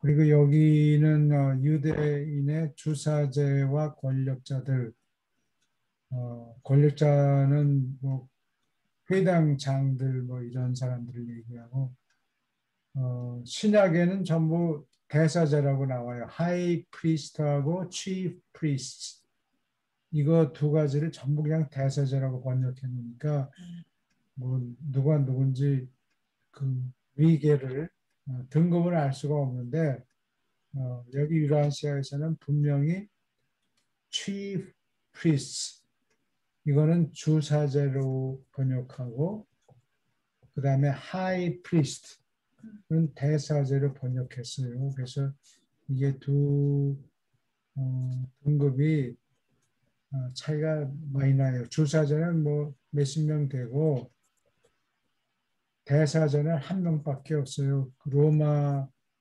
정부에서 임명을 했을 거예요. 그래서 로마 정부 그러니까 권력자인 사람들한테 아부해가지고 자리를 얻은 사람은 대사제를 했고 안나스가 은퇴했고 그 뒤를 이어서 사위 가야바가 대사제가 되죠. 그리고 대사제의 궁전은 이 예루살렘 지도에 보면은 나와 있어요. 바깥에 예루살렘 성벽 바깥에. 볼 필요가 있을까요? 네? 어디 있는지 찾기 힘들어요. 나중에. 다음 공부 시간에 네. 찾아서 그걸 네. 보여주시겠어요? 네, 그래요. 질문 있습니까?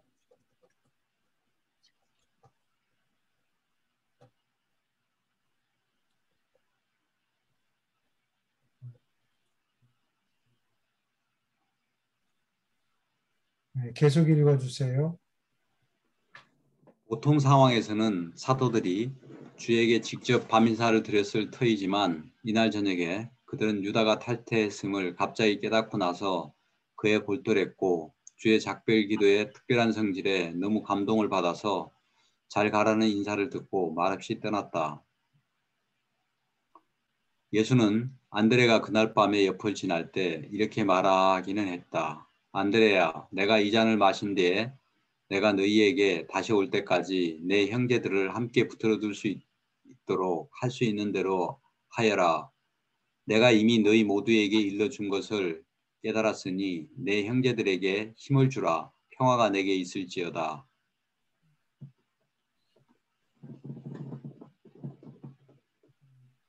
질문 있습니까?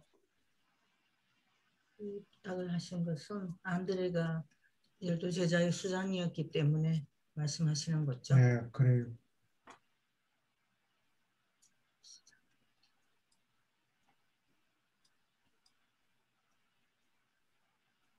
여기 무슨 직책을 따로 주지는 않았고, 왜냐면 다 책임을 체어맨의 책임을 다 해제했잖아요. 예.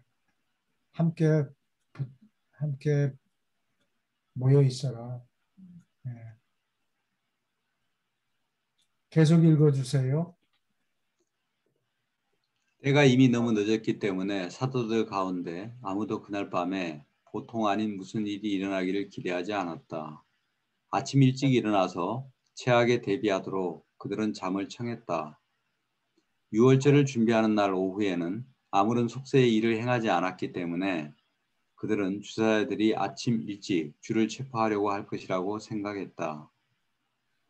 오직 다윗 세베대와 요한 마가가 바로 그날 밤에 예수의 적들이 유다와 함께 오고 있음을 알았다. 다윗은 그날 밤에 베다니 예루살렘 길로 연결하는 위쪽 산길에서 파수를 보려고 준비했고, 한편 요한 마가는 기드론을 거쳐 겟세만으로 올라오는 길에서 지킬 작정이었다. 스스로 짊어진 전초 임무를 보려고 떠나기 전에 다윗은 예수에게 작별을 알리며 말했다. 주여, 당신과 함께 봉사하느라고 나는 대단히 즐거웠나이다. 내 형제들은 당신의 사도이지만 나는 그보다 작은 일을 마땅히 해야 하는 대로 기쁘게 처리하였나이다. 그리고 당신이 가실 때 나는 마음에 사무치게 당신이 안 계셔 서운하리이다. 그러자 예수가 다윗에게 말했다. 다윗아, 이 사람아, 남들은 하라고 시킨 일을 했으나 이 봉사는 내가 마음에서 우러나서 하였고 너의 헌신은 내가 잊지 아니하였노라. 너도 언젠가 영원한 하늘나라에서 나와 함께 섬길지니라. 구원 받았군요. 이 사람. 다윗이야 뭐 당연히 그렇겠죠. 그래요. 네. 이 사람 다윗의 그 연락망이 아주 필수적이었던 것 같아요. 초대 기독교인들한테.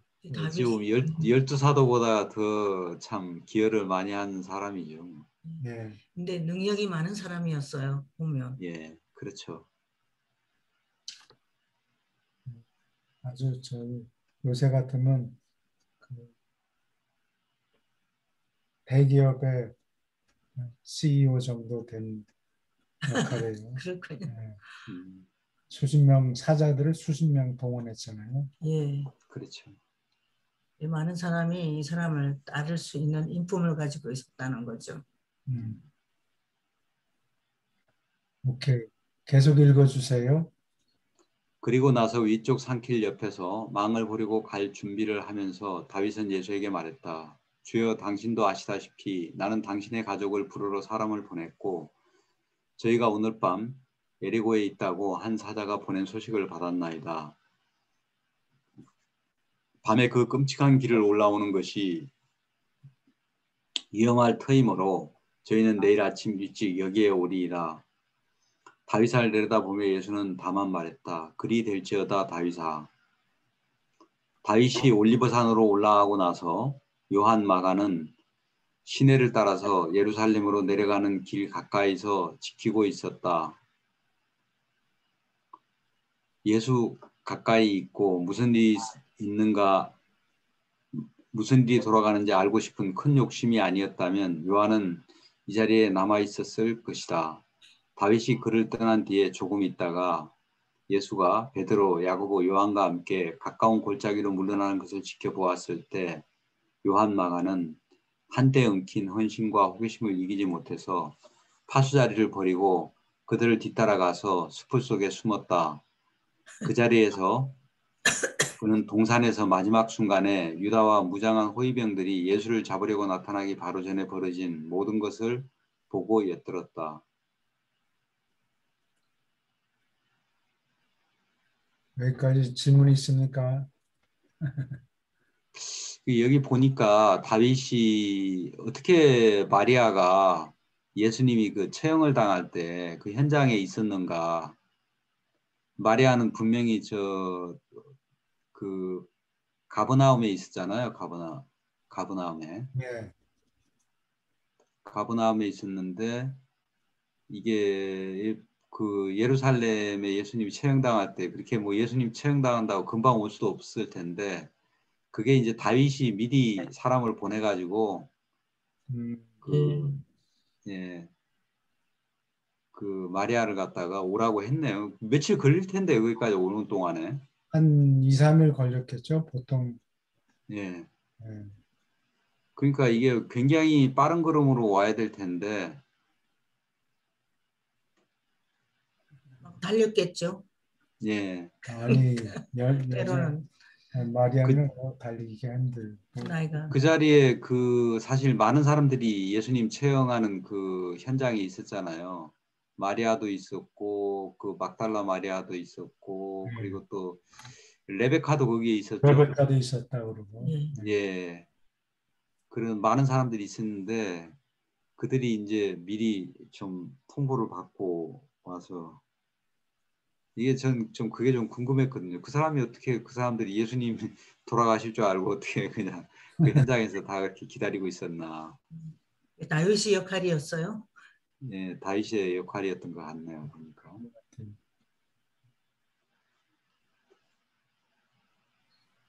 여기 또 두 문단 읽어주세요. 예, 이 모든 것이 주의 캠프에서 진행되고 있는 동안에 가룟 유다는 성전 경비원의 지휘관과 의논하고 있었는데 그 지휘관은 배반자의 지시를 받고 예수를 체포하기 위하여 떠날 준비를 하며 부하들을 소집했다. 3. 겟세마네에서 혼자서 캠프 둘레에서 모든 것이 가라앉고 조용한 뒤에 예수는 베드로, 야고보, 요한을 데리고 가까운 골짜기에서 조금 위로 전에 기도하고 교통하려고 자주 갔던 곳으로 올라갔다. 새 사도는 그가 몹시 침울함을 눈치채지 않을 수 없었고 주가 그렇게 마음이 무겁고 슬픔에 잠긴 것을 전에 지켜본 적이 없었다. 그들이 그가 기도하는 장소에 다다랐을 때 그는 세 사람에게 앉아서 함께 지키라고 명했고 한편 그는 돌 던지면 닿을 곳에 기도하러 가버렸다. 엎드려 얼굴을 땅에 대고 나서 그는 기도했다. 아버지여, 나는 아버지의 뜻을 행하려고 이 세상으로 왔고 그대로 하였나이다. 내가 육체로 이 목숨을 버릴 때가 왔음을 알고 이로부터 움츠러들지 않사오나 이 잔을 마시는 것이 아버지의 뜻인가 알고 싶나이다. 내가 살아서 아버지를 기쁘게 한 것 같이 죽었어도 아버지를 기쁘게 하리라는 확신을 내게 보내주소서. 이게 겟세마네 동산의 기도입니까? 네, 그래요.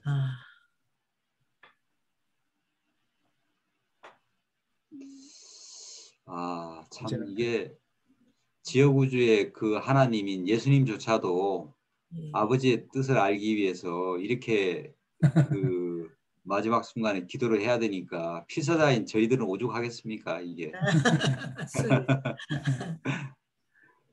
기쁘게 하리라 확신을 내게 보내소서. 예. 저희가 생각할 때는 뭐 예수님하고 그 우주 아버지하고는 그냥 아버지와 아들로서 다 그 영이시니까 그냥 실시간으로 그냥 교통을 하고 그 뜻을 바로 알 수 있을 것 같은데 예수님도 이렇게 아버지한테 그 기도를 해야 되네요. 네, 사람으로서 네. 기도를 드린 거예요. 인간으로서. 그때 그 성경에는 그 세 사람 베드로, 야고보, 요한이 굴굴 자고 있었다 그랬어요. 그래. 육체가 너무 고단해가지고 잠도 많이 못 잤다 그랬잖아요. 예루살렘에 온 후로 몹시 피곤했던 것 같아요. 계속 읽어주세요. 주는 몇 순간 동안 기도에 잠긴 태도로 남아있었고 그리고 나서 세 사도에게 가서 이들이 잠에 골아떨어진 것을 발견했는데 눈꺼풀이 무겁고 깨어있을 수 없었기 때문이었다. 그들을 깨우면서 예수는 말했다. 저런 너희는 1시간도 나와 함께 지킬 수 없느냐. 내 혼이 죽기까지 지극히 슬프고 내가 너희의 동반을 무척 바라는 것을 너희는 깨달을 수 없느냐? 세 사람이 잠에서 깨어난 뒤에 주는 다시 혼자서 따로 갔고 땅에 엎드려 다시 기도했다. 아버지여, 이 잔을 피할 수 있음을 내가 아나이다. 모든 것이 아버지께 가능하나이다. 그러나 나는 아버지의 뜻을 행하려고 왔고 이것이 쓴 잔이긴 해도 아버지의 뜻이라면 마시고자 하나이다. 그가 이렇게 기도를 마치자 막강한 천사 하나가 옆에 내려와서 그에게 말하고 그를 어루만지며 힘을 주었다.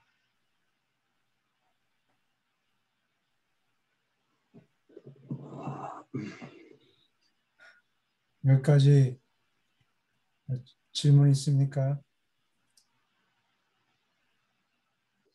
그러니까 스스로 생각을 정리를 하셨네, 예수님이. 기도는 하시고 네. 스스로 이제 이게 비교가 천대 일, 만대 일로 확대를 해야 되겠지만 우리가 보통 사람도 주사를 맞으러 갈 때도 아파서 움츠러드는데 지금 인간으로서 마지막 장을 지금 끝내려고 그런 거예요. 십자가에 못 박힌다는 걸 아마 알고 있었겠죠. 그냥 쉽게 유대인들이 놓아주지 않을 걸 알았으니까 어떤 모양으로든 죽을 거라는 걸 알았어요. 막강한 천사 하나가 옆에 내려와서 그에게 말하고 그를 어루만지며 힘을 주었다. 위로를 하시는 거죠. 네. 질문 있습니까? 계속 읽어주세요.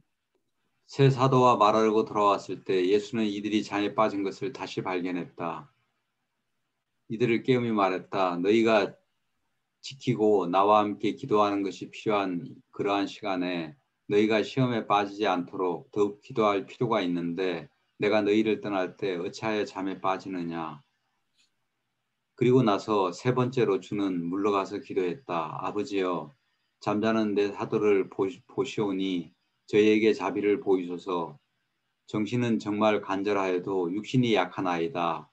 이제 아버지여, 이 잔을 지나쳐서 안 된다면 마시고자 하나이다. 내 뜻이 아니라 아버지의 뜻이 이루어지이다. 기도를 마치고 나서 그는 땅에서 엎드린 채로 한순간 있었다. 일어나서 사도들에게 돌아갔을 때 그는 다시 한번 이들이 잠들었음을 발견했다. 이들을 둘러보고 불쌍히 여기는 손짓으로 부드럽게 말했다. 이제는 계속 자고 쉬라. 결정의 시간이 지났느니라. 사람의 아들이 적들의 손에 팔려 넘어간 시간이 우리에게 닥쳤느니라. 깨울까 하여 그들의 몸을 흔들려고 손을 뻗으면서 말했다. 일어나라. 캠프로 돌아가자.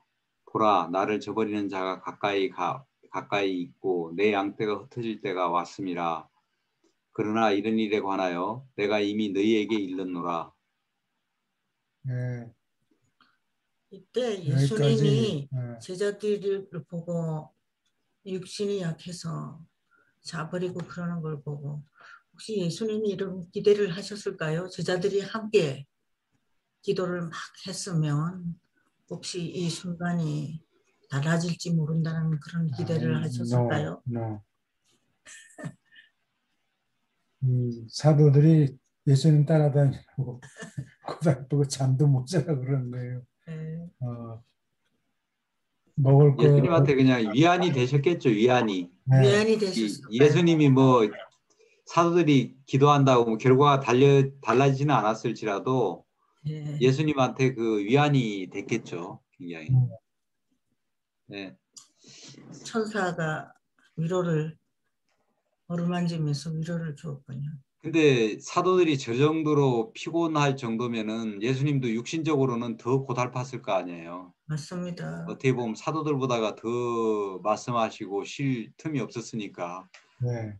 저렇게 지쳐 있는 상태에서 결국엔 끌려가지고 뭐 채찍질도 당하고 그 십자가를 메고 또 예. 앞으로 한참 남았어요. 참, 그러니까 이제 사실 잠 못 자는 게 제일 힘들잖아요. 예. 그렇죠.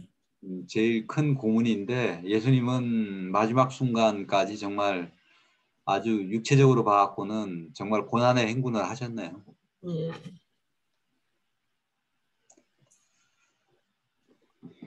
여기까지 질문이 있습니까? 아니면 일반적인 질문이라도.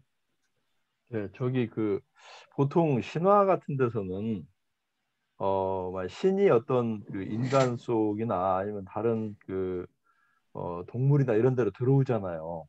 네. 근데 인간한테 들어와도 그냥 뭐 그냥 가볍게 쑥 빠져나가고 끝나는데 보통 여기를 그쭉 그거 쭉 보면서 정말 너무나 인간적이시다 이런 얘기가 이런 생각이 들어요. 예. 인간적이어도 너무도 인간적이다. 창조주 시잖아요. 어떻게 보면 예수님께서. 예. 근데 인간적이어도 정말 야, 이거 한편으로 좀 굉장히 감동적입니다. 이거 다른 정말 보통 신화 꾸며진 신화하고는 좀 달리 나중에 이제 그 굉장히 인간적인 모습들이 많이 있는데 정말 신화답지 않구나 그런 것이 많이 느껴집니다. 예. 신의 아들이니까 어려운 대목은 슬슬 건너뛰고 뭐 이렇게 취급을 받은 게 아니고 모든 사람하고 똑같이 하나도 면제받지 않고 그냥 인간으로 살면서 고통을 다 겪으신 겁니다. 예, 예.